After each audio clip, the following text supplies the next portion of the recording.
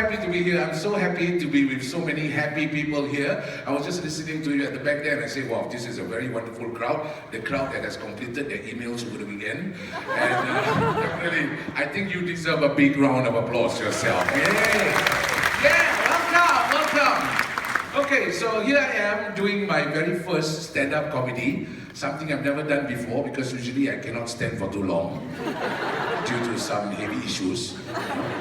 Yeah, but I think I like this job because there are only two groups of people in this world who can talk and get paid. Stand-up comedians and cabinet ministers. They're not here. They're here, I'm sure they say, cannot say that. Okay. So, let's talk. Some people call me Sergeant Dola, some people call me Jojo Joget. My name is Suhaimi. I hope you remember that, Suhaimi, because recently I met one very old auntie in Sengkang. She came up to me and said, hey, I know you, can take photo, Tsunami? I said, Tsunami? I said, hello auntie, which part of me look like Tsunami? Do you want to see my ring of fire? They run through the back here in between like two tectonic plates. It's okay, we don't blame her, she don't know anything. That's why I'm here to actually share with you something about myself. Firstly, I came from Montfort School. You know, all his sons of Montfort School ever grateful. Alright? You don't even know my school exists. It's a neighborhood school that only became good after the government now say that every school is a good school. But I still don't understand why my school last time wasn't a good school. I mean, our school motto was in Latin, okay? Same like Raffles Institution. Their school motto was also in Latin one. Raffles one is Aush Kosh Bagosh, which means you look good in white. Our school motto is Age Kot Agis. Thanks to Wikipedia, only now I know what it means. It means, wake up your bloody idea. Okay. So I mean, in school, then I used to hang around with the mud rock. Because I wanted to mix around with the Abeng, they say I don't look like Abeng, I look like Apui. So I went along with the mud rock, and the mud rock actually taught me one very, very important punctuation mark. Every sentence they say must end with sial. Yeah. Don't get me wrong, sial is actually not a bad word. In English, it means unlucky. Chinese say sweat. Indians say, "Ab tu mera dil jagah se to nahi kya karwahi, kuch hoga hai, apa ile, yele patele." So according to the mud rock, if you see a beautiful girl like the one in front here, to you, you don't say, "Wow, that girl very beautiful." No, you must say, "Wow, that girl very beautiful." Sial. And then if you're angry with someone and you don't know how to describe this person, you just go like, no, macam sial. You know, it's just an expression. It doesn't matter whether you're lucky or not lucky. You just say sial at the end of the sentence. It makes you feel complete. Like chili sauce. You know, you eat anything, you put chili sauce, makes the whole meal complete. So sial is the chili sauce. And the chili sauce is sial. So in the course of my work, I do voiceovers and I cannot stop imagining what if the mud rock gets to do voiceover for some Hollywood movies. I guess Optimus Prime will sound like, before time began, there was the kid Xiao.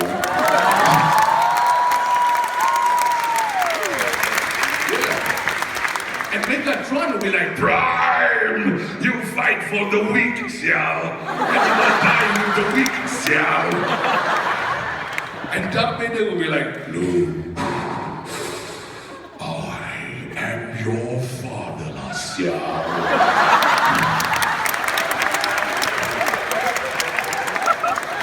Okay.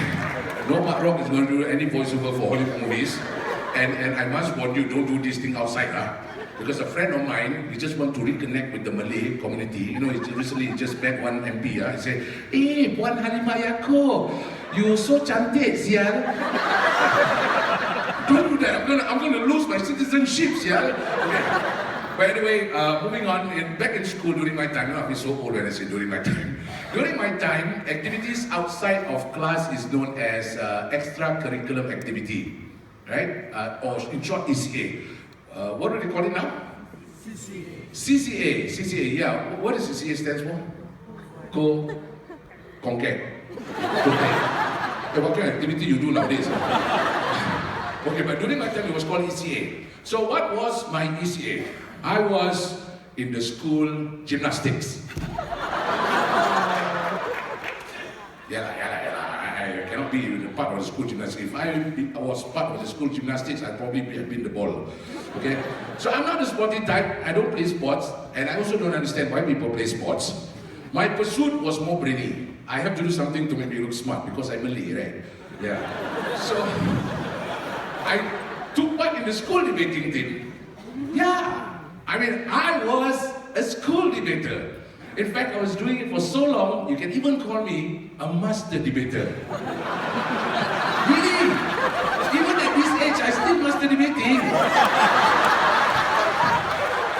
When my wife too tired to talk to me, I master debate myself at the master bedroom. Hey, I tell you, don't underestimate the feeling of master debating is damn shock, you know. When I say steam kodok, siol. Okay, kodok means frog. So for Chinese people, steam kodok doesn't mean the frog that you steam and then after that you eat with soy sauce and ginger. Not that one. In Malay, steam kodok means the frog shook until steam.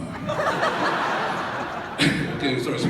I got carried away with this kodok thing. Okay, back to my master debating.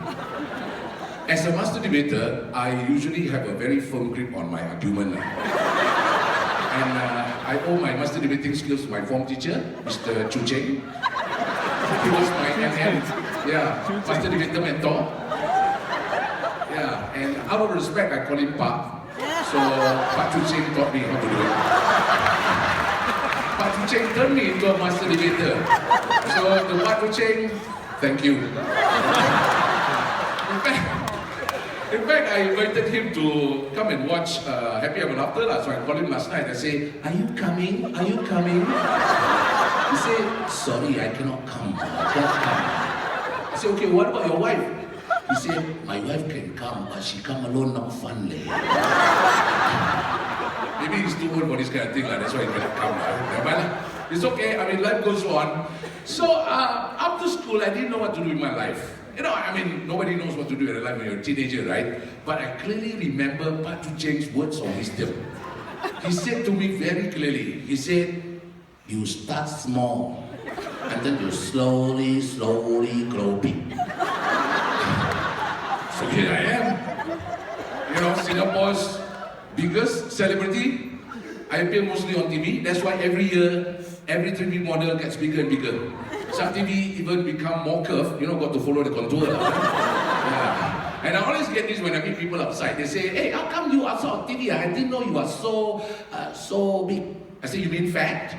No, I mean so big. I say, "Of course, I'm into weightlifting. I lift my own weight." Some skinny people, when they're done with the workout, they lift their weight at the gym. I carry mine home. Yeah. I mean, come on. I mean, if you're fat, we just say you're fat. You don't have to be shy. Right? I know some people are so shy to say they're fat. They say, "I'm not fat. I'm just big bone." Big bone? What were you last time? Dinosaur? What did they call you? Factosaurus? Dinosaur. No, it's okay. Don't worry. Because you know I'm all about the bass. No trouble. Yeah, that's all right. So fat people in the house. Tonight, this very moment, we'll start the movement, we'll start the revolution. I'm here to speak on behalf of the fat people. Yeah, thank you, one fat people so far. Okay? Next time, be more discreet, don't shout. People know you're fat already. It's all right.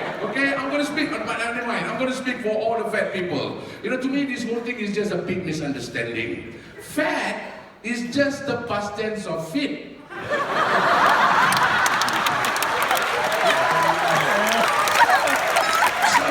If someone comes up to you and says, "You better go exercise, you better get fit," we tell them, "Been there, done that." And fat people, they are very tough, very resilient. I'll give you an example. If Kumar were to fall down the stage, he break his bone. I fall down the stage, I just bounce back. And fat people, they're very peaceful people. You know, I've never seen violent fat people. Have you ever seen fat people fought a war?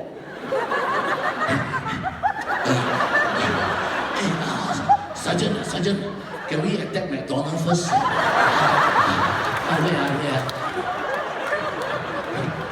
Have you ever seen fat fighter pilots? Hey, what's the control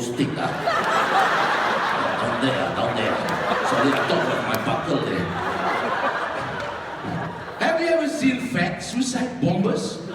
They won't explode. They just boom.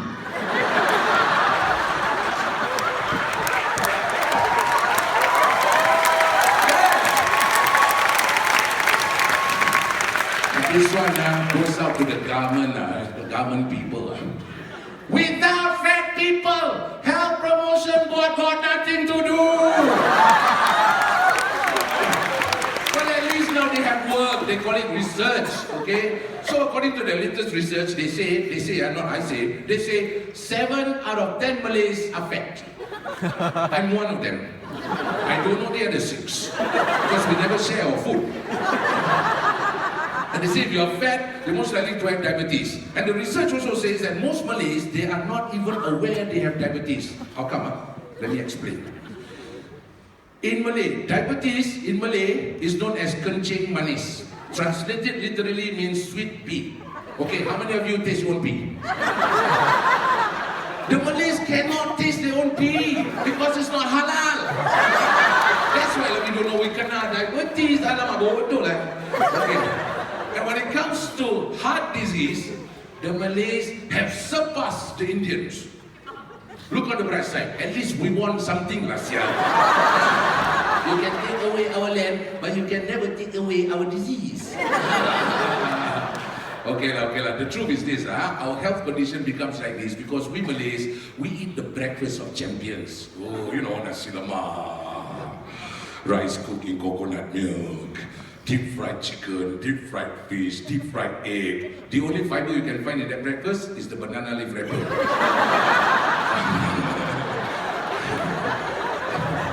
But we're not the only one who caught ourselves, you know. Okay, early this year, Time magazine called nasi lemak healthy breakfast. Bodoh punya Americans. Macam sial lah. Donald Trump tu macam sial lah. And in April, Char Kway Teow made it to BBC's top 10 healthy dish. This is what I call nabe chow kway teow. So the Malays conned the Americans, the Chinese conned the British. Now only left our Indian friends, Hey, gotta wake up your idea daddy. Okay, I tell you what, Indian friends, you need to do something. You need to export your roti prata to France. Because when India goes to France, then we can call it deliverance.